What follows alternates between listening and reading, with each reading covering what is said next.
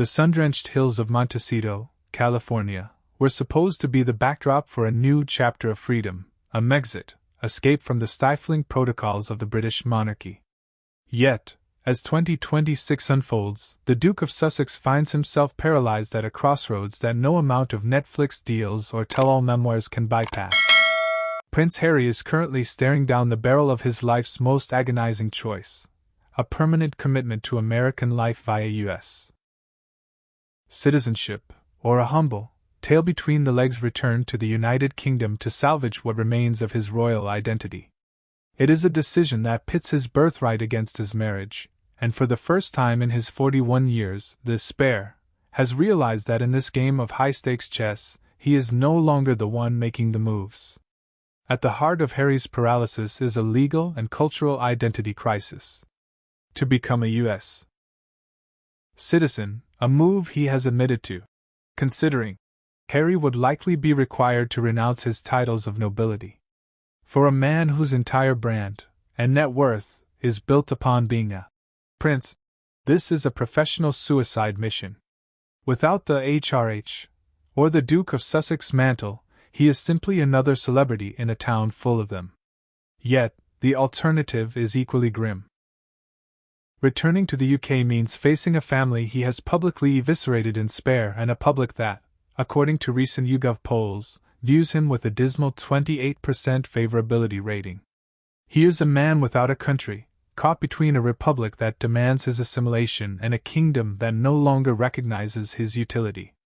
While Harry wavers, critics argue that the true source of his indecision is the controversial influence of Meghan Markle. Since their departure in 2020, Meghan has been portrayed by royal insiders as the primary driver of the Californian Empire strategy, a plan that has increasingly isolated Harry from his roots.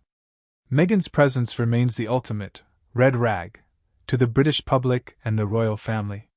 While Harry has made tentative, olive branch visits, such as his secret meeting with King Charles at Clarence House in late 2025, Meghan has conspicuously stayed away, citing security concerns and a lack of affection for the British Isles.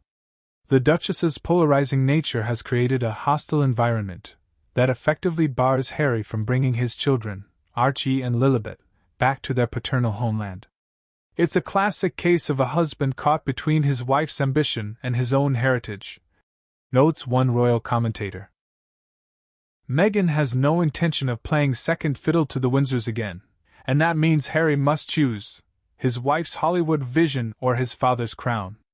Harry's refusal to face his future is further complicated by his relentless, and some say obsessive, war with the British tabloid press. As of January 2026, the Duke is back in the High Court, suing Associated Newspapers, A&L, over allegations of unlawful information gathering. While he views this as a noble cause, many see it as a symptom of his inability to move on.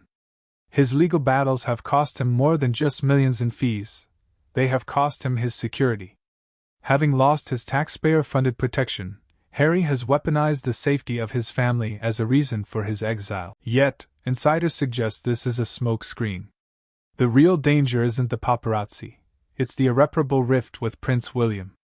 The Prince of Wales is reportedly done with his brother, viewing Harry's public betrayals as a line that can never be uncrossed. The upcoming 2027 Invictus Games in Birmingham represent the final bridge Harry has to the UK. It is his greatest achievement, yet it has become a logistical nightmare. If he attends with Meghan, he risks a PR disaster and public booing. If he attends alone, he signals a fractured marriage. The controversy surrounding Meghan's doom loop of commercial failures, from the rebranding of Archewell to the lukewarm reception of her lifestyle ventures, has placed immense pressure on the couple's unified front. Reports of tense conversations over the exposure of their children suggest that the cracks in the Montecito mansion are widening. Harry wants to protect Archie and Lilibet from the commodified childhood he suffered, while Meghan reportedly views their royal lineage as a key asset for their global brand. Prince Harry cannot face his biggest decision because there is no win left on the board. To stay in America is to become a footnote in royal history, a man defined by what he lost. To return to the UK is to admit that the freedom flight was a failure, a move that would likely shatter his marriage to a woman who has made it clear she has no place for Britain in her future.